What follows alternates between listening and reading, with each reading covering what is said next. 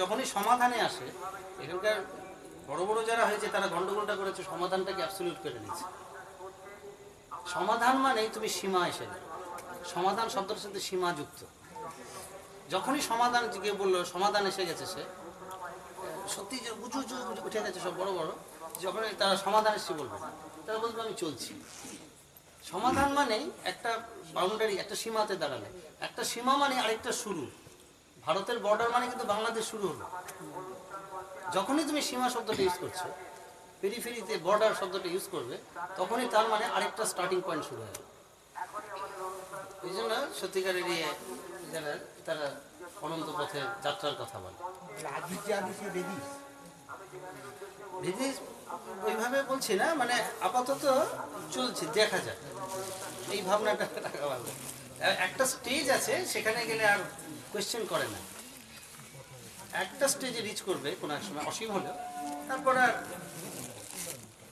করে না কেউ, মানে ওইটা কেউ আর মানে কোয়েশ্চেন করে না। তখন তখন আর তাকে ছেড়ে, মানে যারা বর্ডারে, ধরো বর্ডার এরিয়া কিছু লোক থাকে যারা বর্ডার ফাঁকা আর আকার মাঝে বর্ডারের কাজ করে, তাদেরকে সোস্টার স্ট্যাটাস দেওয়া হয়।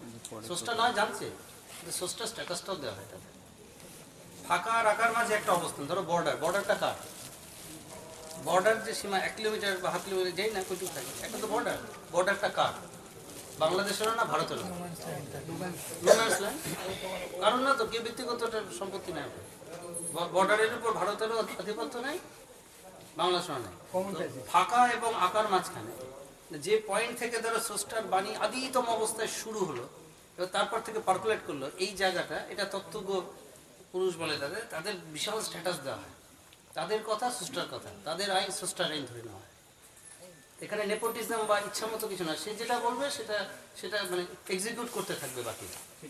হ্যাঁ, প্রকৃতির আইন হিসাবে ওটা প্রতিষ্ঠা করে, বুঝতে পারছো? মানে ওটা আইন মানে নতুন আইন হয়ে গেল, তিনি বললেন এটা করতে হবে, তাই এটা আইন হয়ে গেল, ওখানে কোয়েশ্চেন করার লোক নেই। এই ফাঁকা আর আকার মাঝে একটা সম্প্রদায় থাকে তত্ত্বজ্ঞ, তাদেরকে খুব বড় স্ট্যাটাস দেওয়া হয়। আইন আইন স্রষ্টা বলা হয়, তাই বলে তাদের, কারণ এরপর আর দেখতে পাচ্ছে না, তারপর তো ফাঁকা হয়ে গেল। ওই বর্ডার অব্দি যেতে পারতো সবসময়, তারপর আর ওই দিকের বার্তা জানছো না। কিন্তু দেওয়ালটা, সে কিন্তু ওই দিকটার জানে। একটা দেওয়াল কার? দেওয়াল এদিকেরও, দেওয়াল ওদিকেরও, এর একটা স্ট্যাটাস দেওয়া।